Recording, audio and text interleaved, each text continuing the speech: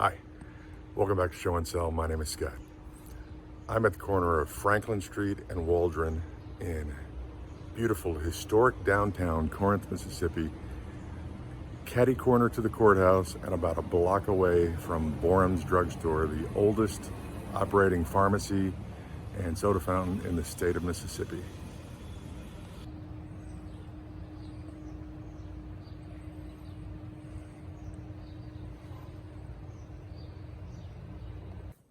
Hi, welcome back to Show and Sell. My name is Scott. Today is a little different. It is going to be primarily about a single item that I picked up several months ago. Several months ago, I sold an a Schrade Uncle Henry LB3 pocket knife. Only important because the following day in a local auction, I saw three items, one of which was a knife that looked very similar to the one that I had just sold. Turned out it was a Schrade Uncle Henry LB5. The third item was a Griffin Cutlery straight razor. Both are still for sale on eBay. The interesting part of the auction was the third item, which I couldn't really see in the photographs, the single photograph from the auction, pictured here. The watch was a Gruen watch, a Gruen precision watch, very thin. None of those words meant anything to me at the time, but a little research and a little help from the online forums, and I've picked up a little bit of knowledge. Gruen was a company that was founded by Dietrich Gruen, and eventually his sons joined them, George and Frederick. Dietrich Gruen came to the United States in roughly 1867 after having been born in Germany and apprenticing to watchmakers in Europe. Something important to remember at the time, most men carried pocket watches. Gruen popularized wristwatches. For a number of reasons, they started making them very thin, dusty, very thin, curving to the wrist. World War I, of course, aided because men didn't carry pocket watches. They started wearing wristwatches during the war. The movements that Gruen used were produced in Biel, Switzerland. Interestingly, the factory that produced their movements also produced another company's movements. Maybe you've heard of it, Rolex.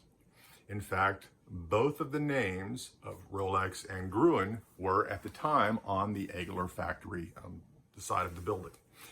Both companies would use the factory in their respective advertisements with Rolex Egler or Gruen Egler.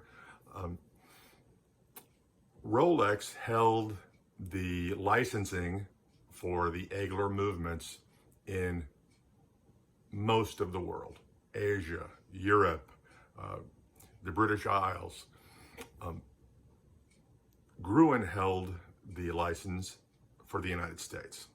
So for many years, when you talked about luxury watches, Gruen was the name that quickly came to mind. And in fact, a little known film you might have heard of, the main character, who is famous for wearing lots of designer watches over the years, the very first watch that he wore was not a Rolex, it was not an Omega, it was a Gruen. Miss Trench. Sylvia Trench. I admire your luck, Mr. Bond. James Bond. Turns out the unusual face did have a special meaning. It wasn't what I thought at the time aviation, it was a soft drink promotion. Dr. Pepper, for years, on radio ads, primarily on radio shows, hosted, they were the sponsor for programs like 10-2-4 Time or 10-2-4 Ranch with Sons of the Pioneers and Martha Meeks, or Darts for Dough with Bill Bendix.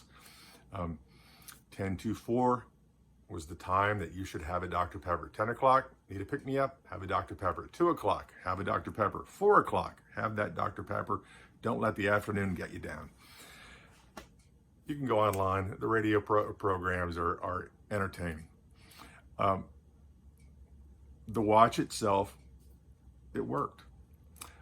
Had some significant scratching. The band was damaged. I opted to take it to a local jeweler, seen at the beginning, Clausel Jewelers in Corinth, Mississippi, and they did a servicing of the watch. I had the crystal replaced as well as the band. Let's take a look.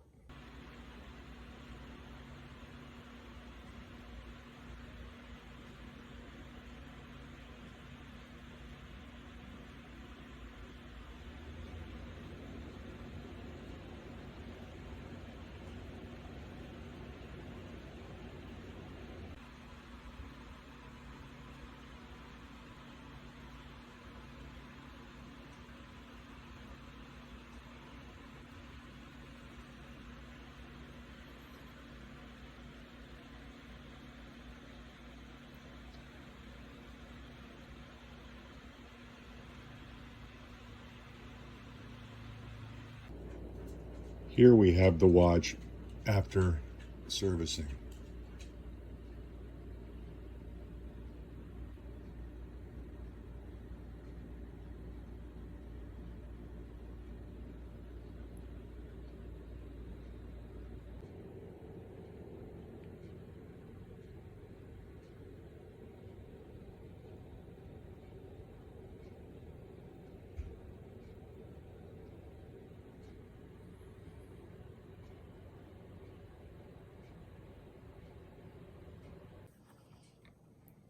The ugly question that most collectors all talk about privately, less so publicly, rarely in forums: what is the watch worth? Well, courtesy of an advertisement back in 1948, the watch was listed as, and we're assuming it's the same watch, a $75 Dr. Pepper Gruen watch was listed as a prize. And $75 from 1948 adjusted for inflation would be $1,300 in today's market. Not bad. What will I be doing with the watch? Well, for the time being, I'm going to put it away and keep it. It has too good of a story. It's a very nice looking watch, and frankly, I'm not anxious to part with it. To that end, I'm going to be enjoying an icy cold Dr. Pepper later in the day as a tip of the hat to Dietrich Gruen, Frederick Gruen, George Gruen, the 1024 Ranch, Bill Bendix, Martha Meeks.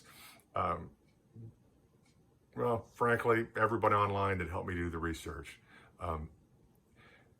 If you like this video, go down to the comments, hit that like. If you didn't like this video, go down to the comments and hit like. I think it's mandatory. And then tell me why.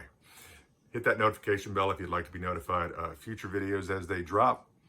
My name is Scott. We'll see you next time.